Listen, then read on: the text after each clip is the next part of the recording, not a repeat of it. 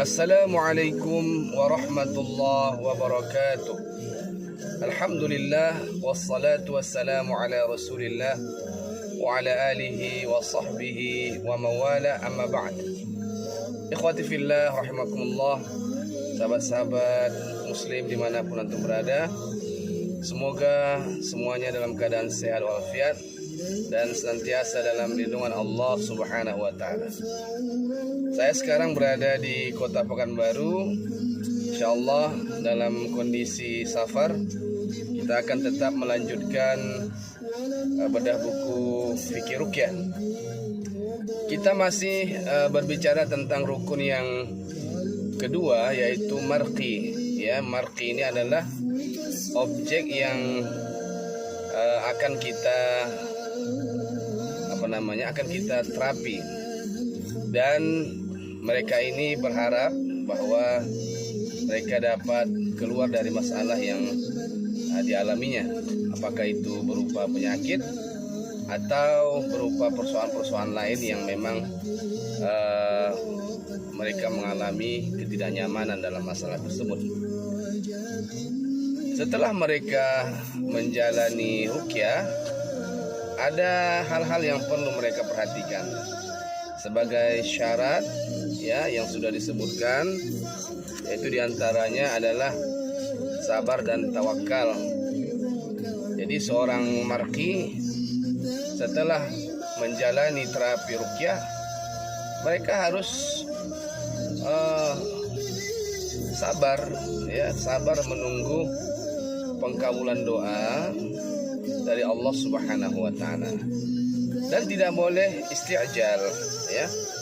Isti'jal adalah sikap yang tidak baik, kurang tawakal dan tidak sabar. Isti'jal artinya ingin segera, ya.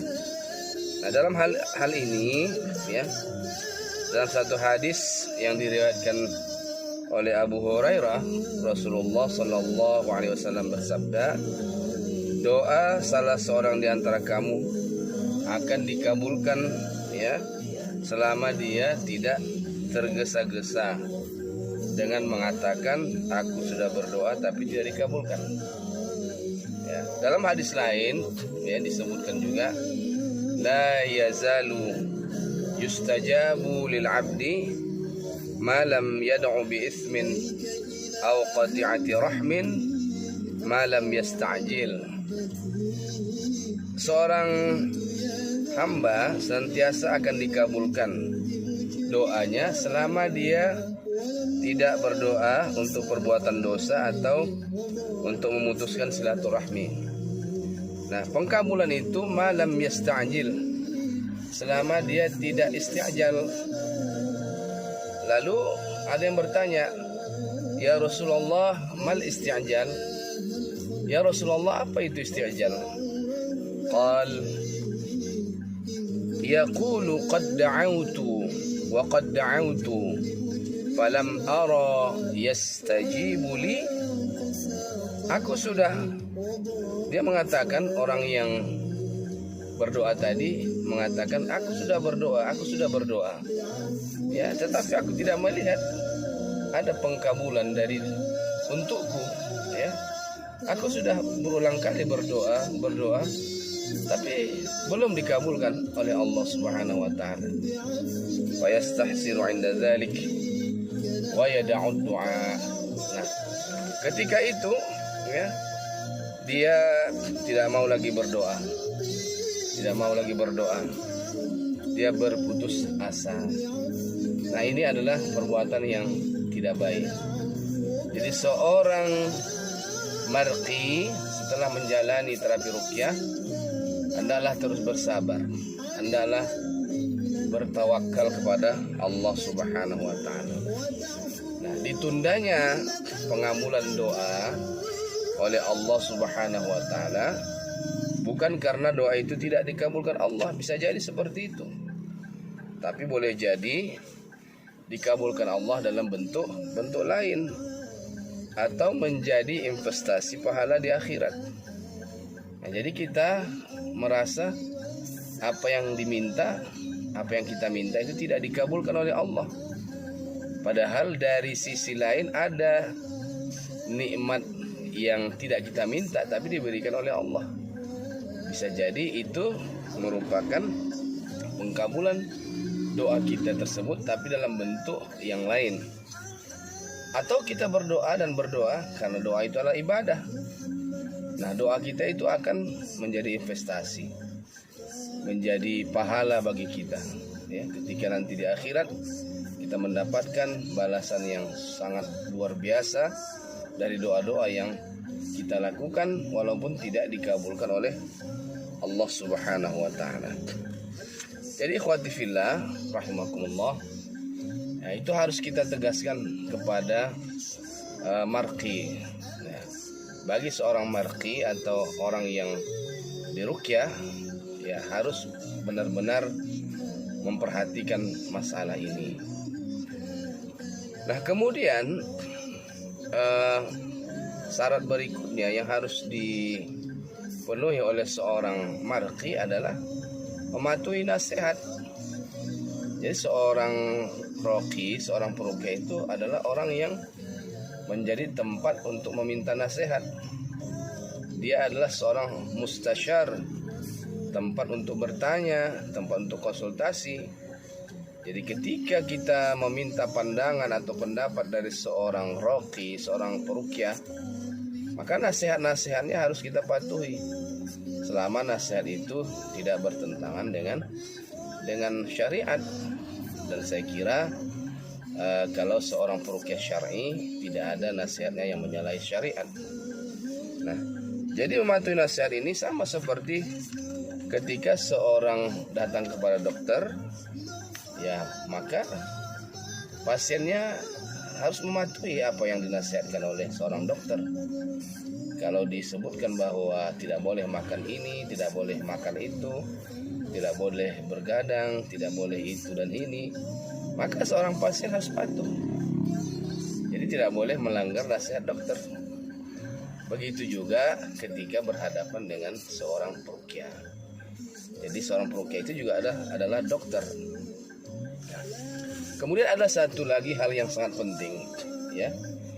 Syarat yang keenam untuk mendapatkan kesembuhan yang maksimal atau hasil yang maksimal dari ruqyah, yaitu seorang marqi, seorang pasien harus memposisikan dirinya di bawah.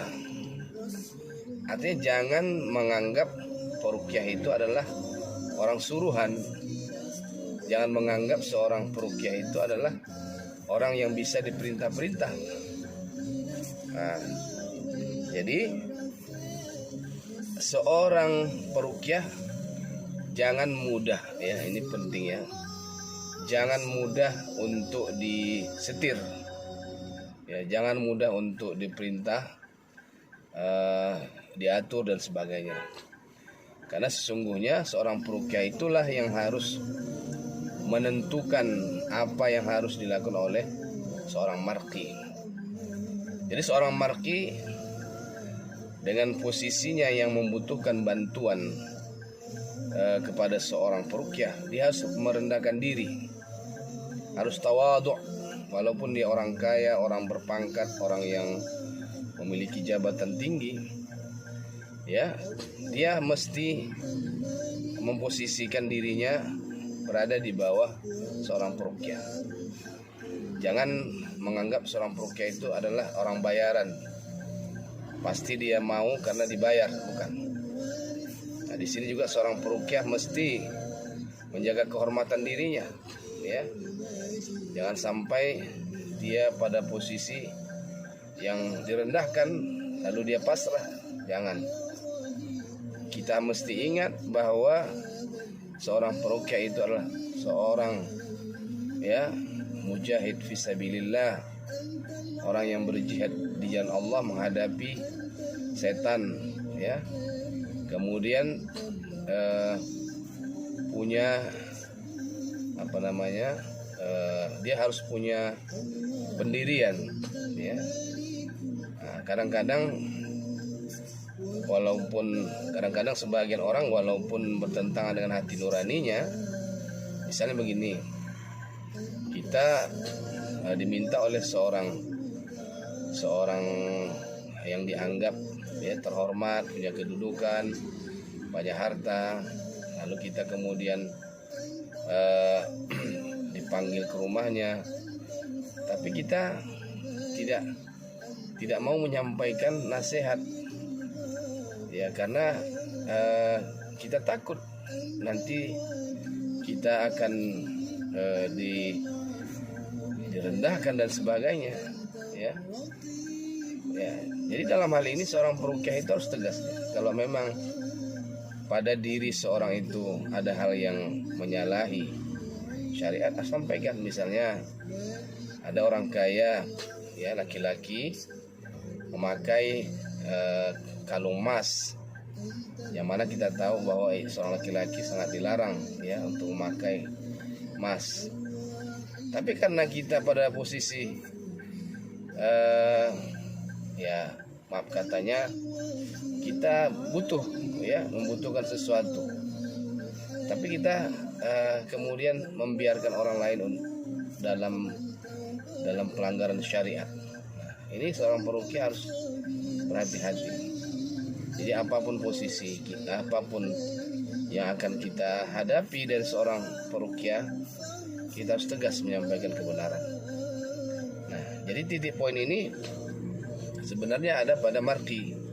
Kalau mau ingin hasil maksimal dari ruqyah yang dilakukan oleh seorang roqi terhadap dirinya, maka orang yang diruqyah itu harus merendahkan dirinya, menganggap bahwa peruqyah itu adalah penasehatnya, adalah gurunya, adalah orang yang lebih mengerti. Jadi jangan sampai dia menyetir, memerintah, ya, menyuruh-nyuruh atau memaksa dan sebagainya. Jadi harus bersikap tawadhu. Jadi sesuatu yang rendah akan mudah dialiri oleh air, akan mudah dituruni oleh keberkahan. Tapi sebaliknya sesuatu yang tinggi, yang berada di atas, dia akan sulit untuk didaki oleh aliran air. Jadi dengan demikian ya, kita harus merendahkan diri agar mendapatkan rahmat dan keberkahan dari Allah Subhanahu wa taala. Mudah-mudahan ya nasihat yang kita sampaikan kepada seorang marqi benar-benar bisa diterima, benar-benar bisa dilaksanakan sehingga marqi mendapatkan ya kesembuhan yang maksimal. Demikian, mudah-mudahan bermanfaat. Wassalamualaikum warahmatullahi wabarakatuh.